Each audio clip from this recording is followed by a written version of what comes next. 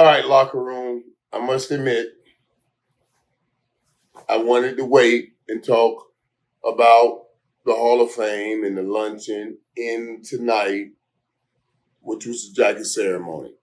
And because we talked earlier and I brought up the Michael Parsons stuff. But Friday night, tonight is one of the great nights of the Hall of Fame. I think it's the best night because it's the jacket ceremony. It's really when the Hall of Famers really become a Hall of Famer. You get to walk the gauntlet after introduction of every Hall of Famer.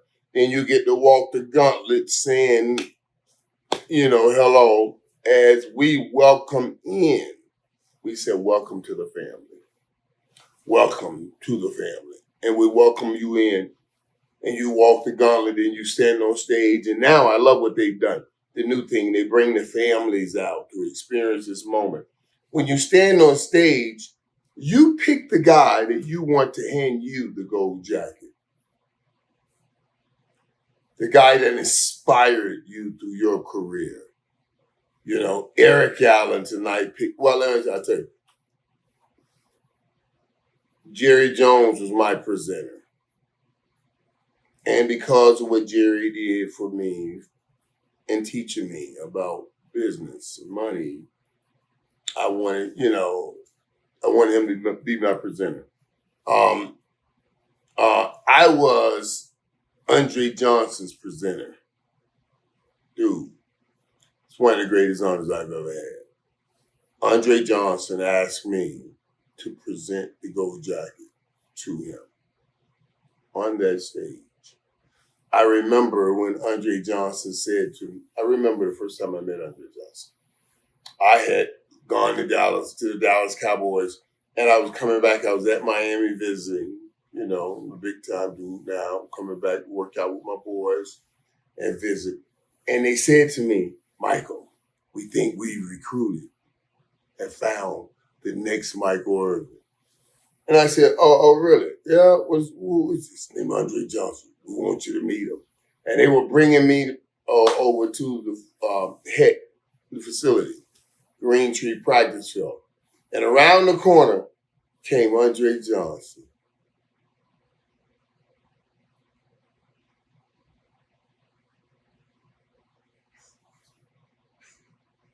So what the hell is this? This dude, big, strong, and he ran a 4.43. He's super fast. I said, oh my God, this is what they're building now. And you all know what he became. He's the first Texans and the only receiver I see in the Hall of Fame that's in there without his quarterback. But this class was great because, it was such an honor for me to put on the jacket. This is what I thought about, and that's what I want to share with you guys. And I hope I don't share too much because we have a code. We can't talk too much about what goes on. The Nishki luncheon today was insane. It was funny. It was great. It was just... I sat with the Zach Thomas, Richard Dent, Marcus Allen. So Marcus Allen and Richard Dent got into this time. They were talking about the Raiders had just won the Super Bowl. I think it was 84. And they were playing against the Bears the next year.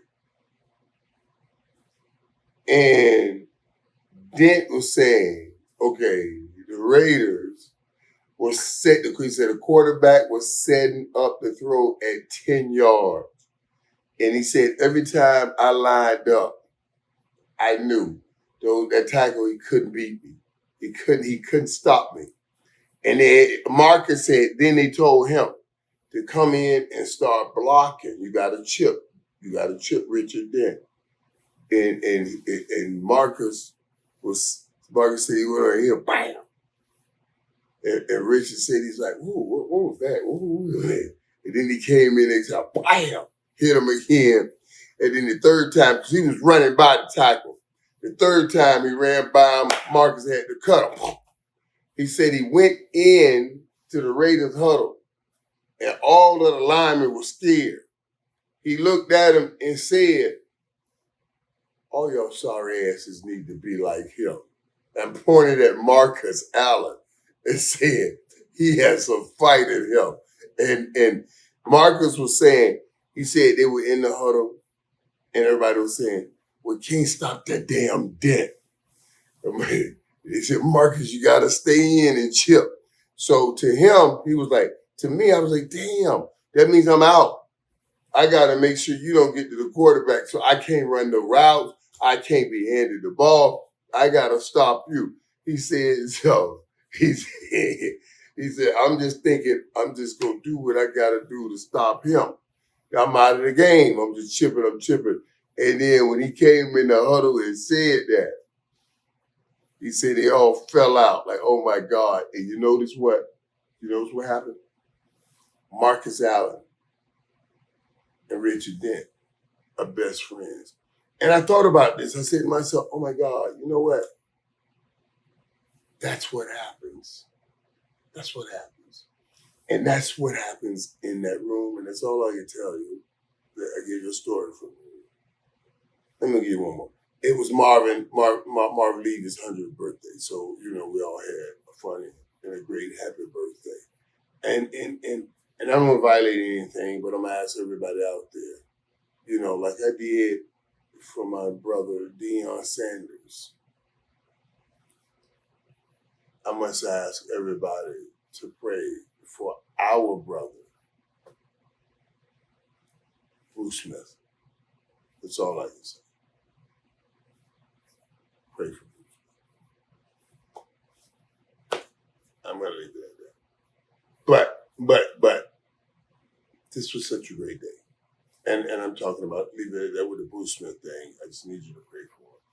That's all I can divulge right now. But this was such a great day in this sense. That was the luncheon, and the luncheon was great. The luncheon was great. And we got to sing happy birthday to Marv and everything, and it was great. And it was just, and it might have been where they were telling the story, because the stories of that 84 game between the Raiders and the Bears. And I said, I got to go watch that game again because the stories were so great. They said they knocked out like 4 quarterbacks in the first half of that game. 4 quarterbacks gone. Hey, Marcus Allen said, Richard Dent, he said every time he would look up, set up, and look over there. Excuse me, he said Richard Dent had his booty up this high and his head down this low. He was like, ain't no damn way he trying to stop the run. He just coming to the quarterback. You know, I just gotta, oh my God. Dude, there were some great stories. And then tonight, I got to go jacket on because we did the go jacket ceremony, and it was incredible, peeps. It was really incredible. I had a great weekend all along because I was laughing and joking and being, you know, being us, protected, free to be us, and have fun at being us. And you know what I love about the Hall of Fame, and I love about all of us, and here again, I'm not violating any of our guys' trust. I'm just sharing you why I love our guys so much. You see what I mean? I'm not trying to violate any of our trust, but I'm just trying to tell you why I love our guys so much and why this weekend is so important. And we almost had like a record on how many Hall of Famers returned. But it's different, dog. Like, here, once you're in the Hall of Fame, you're a Hall of Famer. And we say it all the time to each other. You're on the greatest team to ever live. And you're on this team forever. The bus represents forever. So if you die and go wherever you go, you still on this team. What was yours now we give to your wife or your family, but you're still part of this team. You can't be cut. You can't be traded. You can't be nothing. You can't ever leave this team. Even when you die, you're still a Hall of Famer. That's the talk that we talk. you know. And tonight, what was so beautiful is we protect each other, man. And we lift each other. And man, if you ask me who was the greatest winner in all of Hall of Fame weekend, and all of these guys were great winners because everybody that went in, Eric Allen should have been there. Should have been Hall of Fame. He's one of the great corners to ever be, ever play in the NFL. And I always joke and tell people I went through gold jackets to get to my gold rings. Gold jackets. Deion Sanders, Darrell Green, Rod Woodson, Champ Bailey, Aeneas Williams. All of these dudes, Charles Woodson, are Hall of Famers. I had to go through these Hall of Famers to get these gold jackets to get to my gold rings. The only one that was missing was Eric Allen. And tonight, Eric joined. He should have been on that team. And he earned the right tonight to be called the Hall of Fame. And I love that. I love it. And then there was Jared Allen. And you guys remember that boy, the bad boy from the Vikings. Jared Allen knew how to get around the corner and sack the quarterback, you know. And so we had watched a great moment with him. And then my boy, Steve Hutchinson, presenting him the jacket tonight. That was beautiful. And I love Eric Allen. And I was like, man, Eric Allen, you know who presented him the jacket was Marcus Allen. I said, oh my God. Marcus Allen presented Eric Allen, which I love. And then he turned around and had Steve Hutchinson presenting to Jared Allen. And I was like, damn, that was great. Now, the third guy should have been in here week one. As a matter of fact, I think all of these guys should have been first ballot Hall of Famers. But Antonio Gates was something different. He's the first guy to ever get in the Hall of Fame without ever playing college football. And Antonio Gates was a different beast. I was like, wow. Antonio Gates in here and finally in here and should have been in here. Because nobody can stop Antonio Gates. LaDainian Tomlinson presenting him. And it made me think, like, I can't imagine how they did not win a championship. LaDainian Tomlinson and Antonio Gates. LTNAG. They should have won a championship. No doubt, don't care what you say. Period. They should have won a championship. Now, the fourth guy, and they only did 4 going in the Hall of Fame, which I really like because they moved this thing faster and move it quickly along and keep everybody engaged. The fourth guy was Sterling Sharpe. Sterling Sharpe's career got cut short because of a neck injury. But trust me, if Sterling Sharpe's career would not have gotten cut short, he would be amongst the greats that ever do it. And he had started doing great things. He and Brett Favre. Sterling Sharpe was the first back-to-back 100-yard reception. A triple crown winner, second triple crown winner where he led league yards, reception, and touchdown. Sterling Sharpe was a bad man. Now, my connect to it, Eric Allen is one also because he was a 1988 draft pick. And we always talk about it now, that 1988 draft class, and how many people from that class made the Hall of Fame. Sterling Sharpe solidified it. Now the top 3.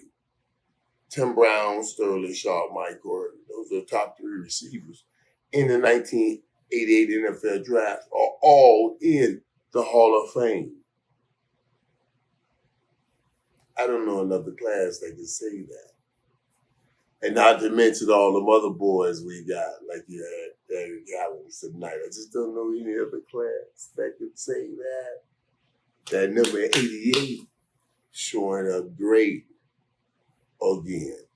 That's my close on the hall locker room.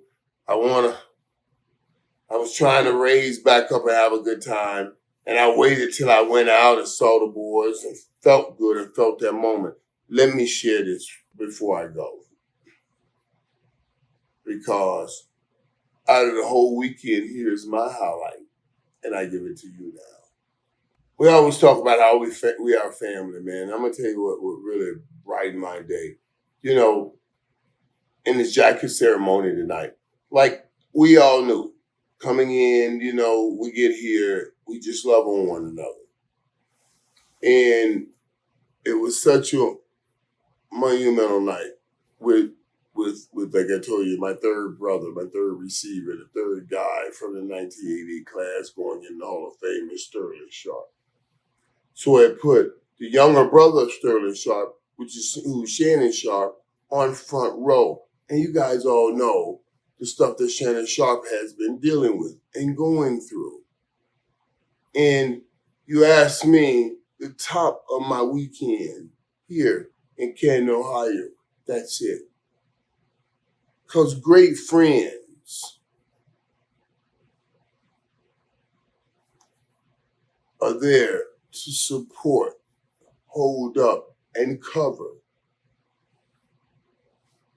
when someone is hurting. That is a great friend to them. And without a word, not one person spoke a word of what has transpired in our brother's life, Shannon Sharpe's life. But everyone, you can tell, had a special covering, a special prayer, and a special love for what he has endured. And here again, God did something. Because everybody will be talking about, oh, Shannon, he settled. He paid this to settle. He had to pay that to settle. And you'll talk about the money. But this day, Shannon got something that was way more, worth way more than money. And I say that because you couldn't buy it. I don't care how much money you have, you can't buy brothers' way into Pro Football Hall of Fame. This has to be something that's totally earned. And when you remember the days and years of growing up and working hard and having doubt, and now both of you are there right at that pinnacle with a gold jacket, I just love the way all brothers kind of got around Shannon and covered him. We didn't mention what he was going through. We just left him because he's our brother and we love him. And I love him. And we laugh. And we laugh. And we laugh. And the best part of the whole night was seeing him put that gold jacket on his brother, Sterling Sharpe, my 1988 classmate. And in that room, I spoke, and I'll tell you this last thing. I said to all of these guys, Eric Allen, Jared Allen, Antonio Gates, and Sterling Sharpe. No doubt all of you guys should have been first ballot. But that doesn't matter now. All that matters is you are here now. You are NFL Pro Football Hall of Fame. And you're in this family, and you're on this team forever. So congratulations to all of the guys. But to my guys, I grow confident. I grow and I lead with more confidence because I say that's what a brotherhood is. As I watch the way we show love and cover Shannon Sharpe. And then in the end, we watch him get the win because we watch him put the jacket on his brother. And I don't care what anyone says. I don't care what he paid anybody. You can't pay for that. In the end, he wins. And because of all of the mess that he just went through, this message gets to a whole lot of people because they tuned in because of what they thought was his demise. And they saw this man with this big brother who admires so much on that great ride. I don't mean to rhyme, it just comes out like that sometimes. I didn't try to do that either, but okay, locker room. It's a great ceremony. Good night.